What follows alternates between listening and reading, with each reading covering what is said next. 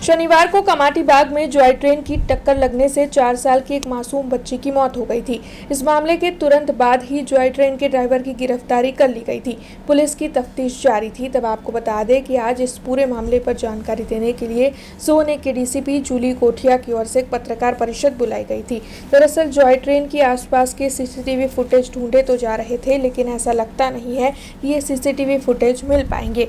तब वहां पर मौजूद लोगों के बयान लिए गए हैं, ड्राइवर का बयान लिया गया है और जो प्राथमिक जानकारी मिल रही है उसके मुताबिक बच्ची खेलते हुए ट्रेन के नीचे आ गई थी, ऐसी जानकारी सामने आ रही है। तब इस मामले के मद्देनजर सोने के डीसीपी जूली कोठिया ने क्या कहा है, आइए आपको सुनाते हैं। तारीख 10/5 रोजना कमाटी बाग खाते जे जॉय ट्रेन खाते अकस्मात मोत थयेलू एमां 4 वर्ष आश्रे 4 वर्षनी जे बाळकी छे दुःखद अवसान थयुं छे ते बाबते एक एडी दाखल करवामां आवी छे। ए एडीनी आगळनी तपास सयाजीगंज पोलीस स्टेशन करी रही है, जे अंतर्गत त्यां जे आ कॉन्ट्राक्ट चलावनार छे एमना जे मैनेजर छे एमनुं निवेदन पण लेवामां आव्युं छे।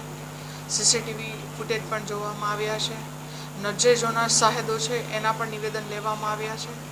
एना ड्राइवरनुं वर्जन पण लेवामां आव्युं छे। एमना वाली वारसनुं पण वर्जन लेवामां आव्युं छे, जे अंतर्गत बाळक छे रमता रमता ट्रेन में आवी गयानुं हाल सुधीनी तपासमां आवे छे। हमसे जुड़े रहने के लिए हमारे YouTube चैनल को सब्सक्राइब करें और नई वीडियो की नोटिफिकेशन के लिए बेल आइकॉन को दबाएं।